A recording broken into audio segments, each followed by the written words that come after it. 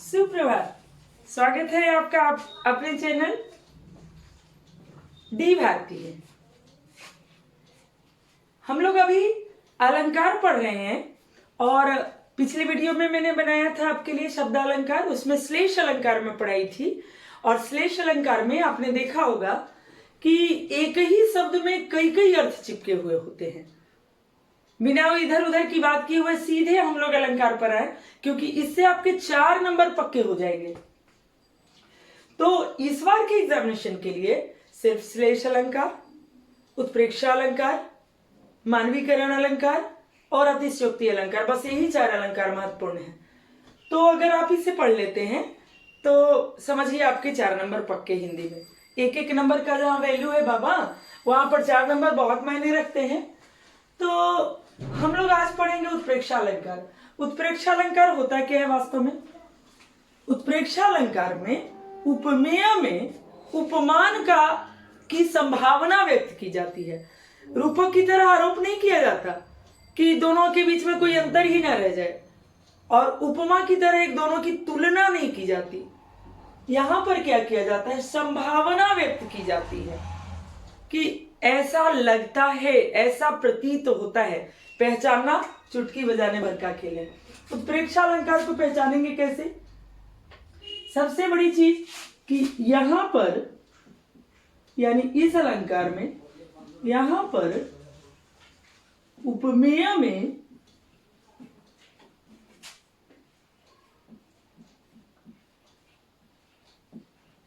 उपमान की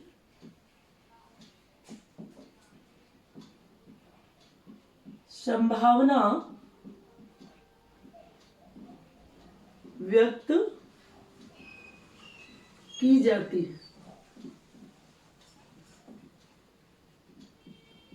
अर्थात इसका मतलब क्या है? उपमेय में उपमान, उपमेय और उपमान क्या है?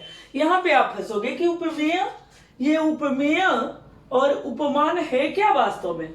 उपमेय अधिक प्रसिद्ध वस्तु, उपमेय जिसकी उपमा दी जा सके, और उपमान जिससे उसकी तुलना की जा सके। तो अधिक प्रसिद्ध वस्तु का कम प्रसिद्ध वस्तु में संभावना व्यक्त की जाती है कि ये ऐसा लगता है कि वो उसी की तरह है, उसके जैसा है, ऐसा प्रतीत होता है मानो उसी की तरह हो। तो उत्प्रेक्षा अलंकार को पहचानने का, कैसे पहचानोगे कि उत्प्रेक्षा अलंकार है? जैसे मान लो कि उपमा अलंकार को सासी से, सम, सरिस आदि से आप पहचान सकते हो कि उपमा अलंकार है, ठीक उसी तरह उत्प्रेक्षा को पहचानने के लिए भी कुछ शब्द हैं जिसको देख के आप पहचान सकते हो कि उपमा अलंकार है। मनु, मनु, मानो, जनु, जानो, ज्यों, त्यों इत्यादि। अगर ये सब दिए हुए हैं, मनु, एक बार फिर से देख लो, मनु, मैं इसको स्टार बना देती हूं। मनु, मनु, मानो, जनु, जानो, ज्यों, त्यों इत्यादि, तो एकदम से पक्का जान लो कि वो उत्प्रेक्षा अलंकार है। अगर आपने ये शब्द केवल याद रखे, मनु, मनु, मानो, जनु, जानो, ज्यों, क्योंकि कहां पर कंफ्यूजन हो सकता है उपमा अलंकार और उत्प्रेक्षा अलंकार में? तो उपमा में सा, सी, सम, सरिस इस तरह के शब्द होते हैं, जैसे गंगा सी पवित्र मेरी मां, फूलों सा कोमल। तो कहने का मतलब कि उसमें सासी से सम, सरिस होता है। इसमें मनु, मनु, मानो, जनु, जनु, जानो, ज्यों इस तरह से रहता है। तो इसको पहचानने के लिए एकदम समझ लीजिए ये ट्रिक है, ये ट्रिक है। ये आपको 4 अलंकार जो आज आप पढ़ोगे वो आपको 4 नंबर दिला के जाएंगे। 5 रहता है, एक ऑप्शनल रहता है, एक आप छोड़ दे सकते हो। तो 5 में से 4 आपको बताना रहता है। आप ये सीख लो, 4 नंबर आपके पक्के। 4 नंबर कोई काटने नहीं वाला आपका। जैसे एग्जाम्पल देख लेते हैं हम लोग एक दो।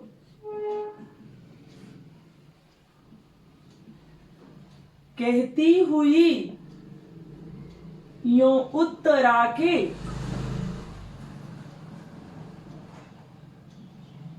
नेत्र जल से भर गए।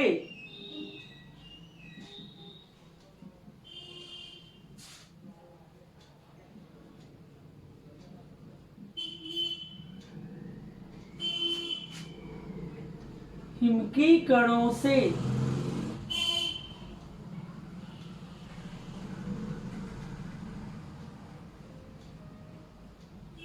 पूर्ण मानो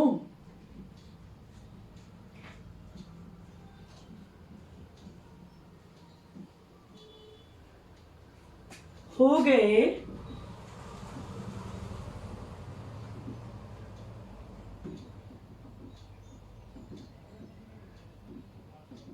पंकज नहीं। अब आप ये कहोगे कि कहाँ है इसमें, कैसे पहचानेंगे कि ये है उत्प्रेक्षा अलंकार। एकदम से देख लो, कहती हुई यो युत्तरा के नेत्र जल से भर गए, हिम के कणों से पूर्ण मानो। मानो यानी कि ये मानो शब्द आपको बता देगा कि उत्प्रेक्षा अलंकार है। यानी उत्तरा के नेत्र कैसे? उत्तरा मतलब किसकी पत्नी? अर्जुन की बहू, जिसको उन्होंने शिक्षा दिया था। तो उत्तरा के नेत्र जल से भर गए। उत्तरा के जल से भरे हुए नेत्र किसके समान दिख रहे हैं? यहां देख लीजिए, उपमेय में उपमान का आरोप हो रहा है। हिम के कणों से पूर्ण मानो हो गए पंकज ने। जैसे कमल की कोमल कोमल पंखुड़ियों पर बूंदे गिरी हुई होती है, ओस की बूंदे गिरी हुई होती है, उसकी तरह कहा जाता है कि हिम के कणों से पूर्ण मानो हो गए पंकज ने। तो कहती हुई यो युत्तरा के नेत्र जल से भर गए हिम के कणों। उतना अर्थ की ओर जाना भी नहीं है आपको, मानो से ही आपके समझ में आ जाएगा कि ये मानो शब्द जो है आपको बता रहा है कि यहाँ पर उत्प्रेक्षा अलंकार है। बहुत आसान है उत्प्रेक्षा अलंकार को समझना, बहुत मुश्किल नहीं है इसको समझना। अगला देख लें, सोहत ओढ़े पीठ पता। सोहत ओढ़े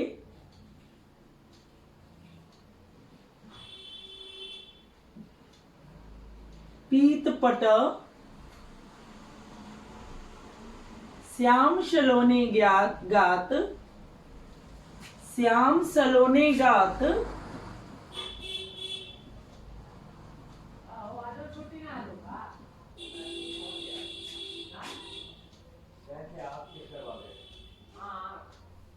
मनहु नील मणि शैल पर।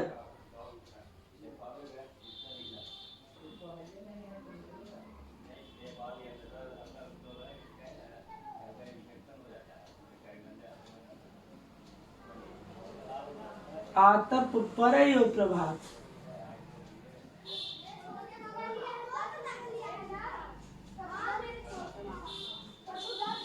है क्या जरूरत इसमें अर्थ की?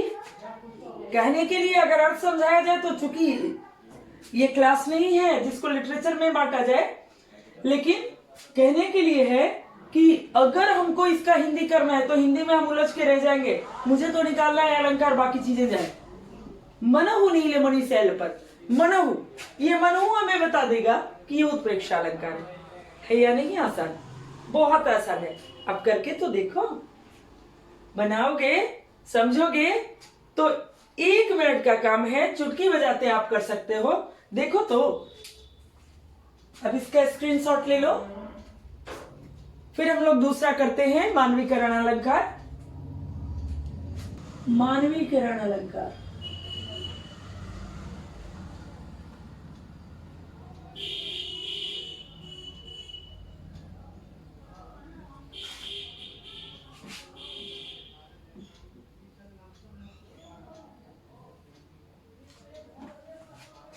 नाम से स्पष्ट है ना? नाम से स्पष्ट है या नहीं है? मानवीकरण यानी किसी प्राकृतिक चीज को मानव के रूप में, मनुष्य के रूप में प्रस्तुतिकरण करना, यही तो है मानवीकरण अलंकार। इसके आगे तो कुछ है नहीं। चलो देखते हैं हम लोग। जब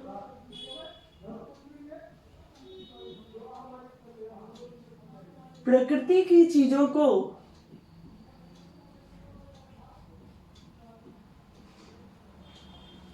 मानव के रूप में प्रस्तुत किया जाए, मानव के रूप में, सीधे कहो तो इंसान के रूप में प्रस्तुत किया जाए,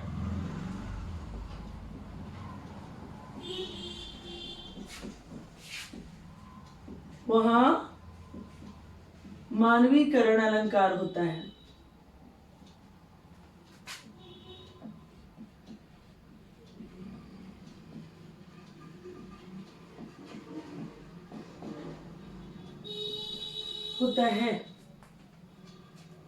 जैसे देख लें हम लोग,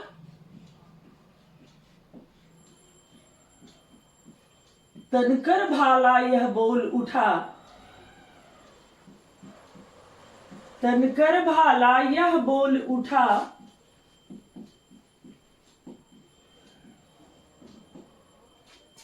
राणा मुझको ना दे विश्राम, राणा मुझको न दे विश्राम।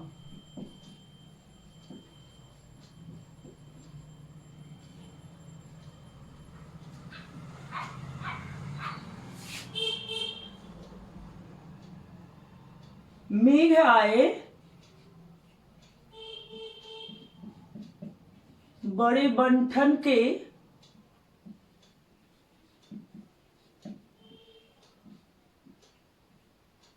ठन के संवर के।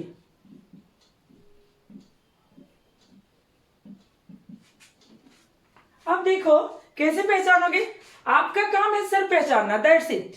या फिर एग्जाम्पल कभी कभी आ जाता है कि श्रेष्ठ अलंकार का एक एग्जाम्पल दो, मानवीकरण का एक एग्जाम्पल दो। कितना आसान है इसका एग्जाम्पल देना। तो अब हम देखते हैं कि इसको कैसे पहचानेंगे। मानवीकरण अलंकार, एक बार फिर से मैं बता देती हूँ। मानवीकरण अलंकार जब प्रकृति की चीजों को, किस चीजों को? प्रकृति की चीजों को, यानी कोई प्राकृतिक चीज हो उसका मानव के रूप में दिखाया जाना, मानव के रूप में दर्शाया जाना। ऐसे लग रहा है जैसे कोई चीज जो बोलने वाली ना वो बोल रही हो, जैसे कोई चीज वो करने वाली नहीं हो वो कर रहा, जैसे कोई चीज ऐसी हो मतलब निर्जीव हो पर वो सजीवों की तरह प्रस्तुत हो रहा है, ये मानवीकरण हो गया। तो जब प्रकृति की चीजों को मानव के रूप में दर्शाया जाए, मानव के रूप में प्रस्तुत किया जाए या मानव के रूप में दर्शाया जाए तो मानवीकरण अलंकार होता है। जैसे देखिए ये भाला, भाला कैसा होता है? ये खंजर की तरह घोंपने वाला।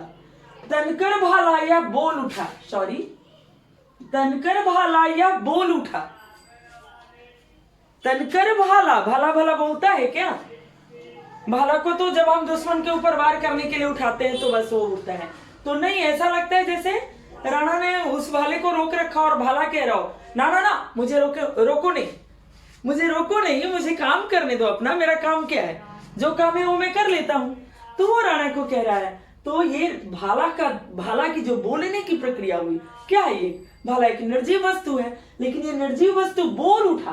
तो यहाँ पे समझ लीजिए कि यहाँ पे क्या है? राणा मुझको ना दे विश्राम। ये यानी कि जब भाला बोल रहा है तो भाला भाला न रहा, ये मानव के रूप में प्रस्तुत हो गया, अतः यहाँ पर मानवीकरण अलंकार होगा। मेघ आए बड़े बंठन के संवर के। मेघ आए, मेघ मतलब क्या? बादल। तो बादल बड़ा बंठन के, क्या कॉलर वॉलर एकदम लगा करके, टाई वाई लगा करके, शर्ट वर्ट पहन करके आ जाएगा क्या? नहीं, ऐसा नहीं। लेकिन ऐसे घुमड़ घुमड़ के आ रहे हैं कि कवि ने कल्पना से उसको कैसा नाम दिया?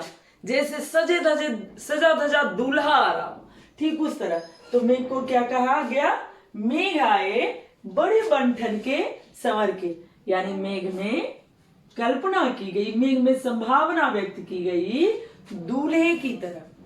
मेघ में संभावना व्यक्त की गई दूल्हे की तरह। तो दूल्हा की तरह संभावना व्यक्त करने के कारण यहाँ पर मेघ चूंकि एक प्राकृतिक चीज है तो फिर यहाँ पर मानवीकरण अलंकार हो जाता है। पर मेरा ज्यादा फोकस इन्हीं पर है। चले अब हम लोग अतिशयोक्ति अलंकार की ओर।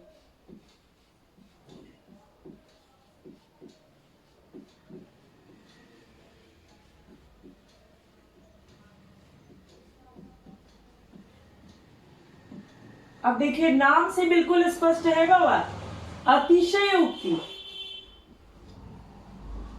अतिशय उक्ति क्या मतलब इसका? बढ़ा चढ़ाकर बोली गई बात, बढ़ा चढ़ाकर बोली गई बात। अब ट्रिक क्या है यहाँ पे समझने के लिए या फिर आपके जानने के लिए, जिससे कि आप इसको ऐसे पकड़ लो, चुटकी बजाते पकड़ लो। अतिशयोक्ति अलंकार कैसे पहचानोगे आप इसको? जब किसी बात को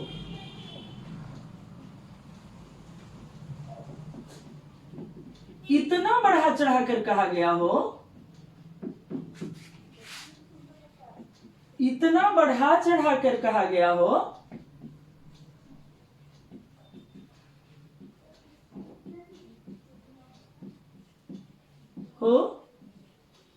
कि वह सत्य न लगे या वह संभव ना हो, तो अतिशयोक्ति अलंकार होता है। एकदम ठेठ भाषा में अतिशयोक्ति अलंकार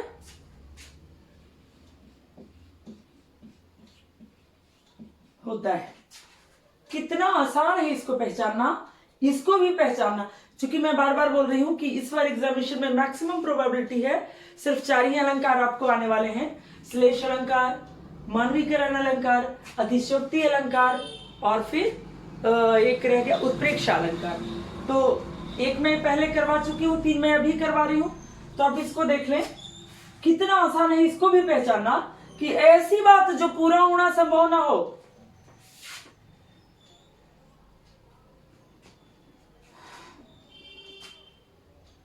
सामने नदियां पड़ी अपार,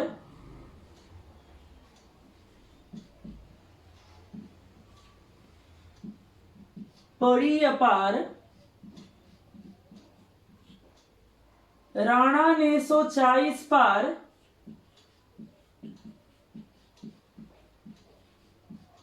सोचा इस पार,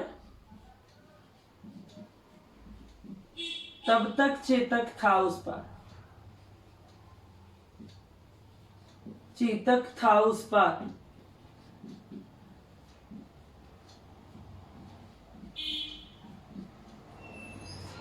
अगला देख लो,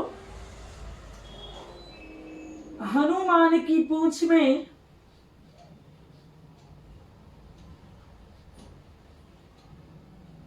में लगन न पाई आग,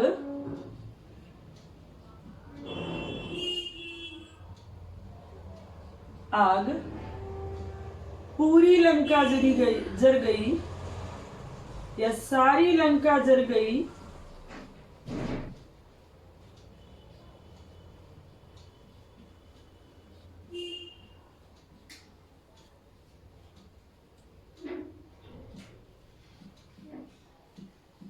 गए निशाचर भाग।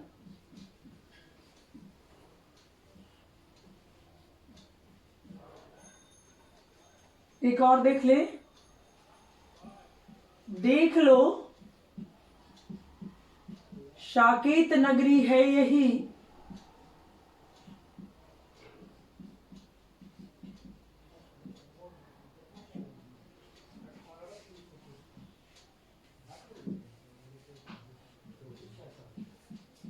स्वर्ग से मिलने गगन में जा रही।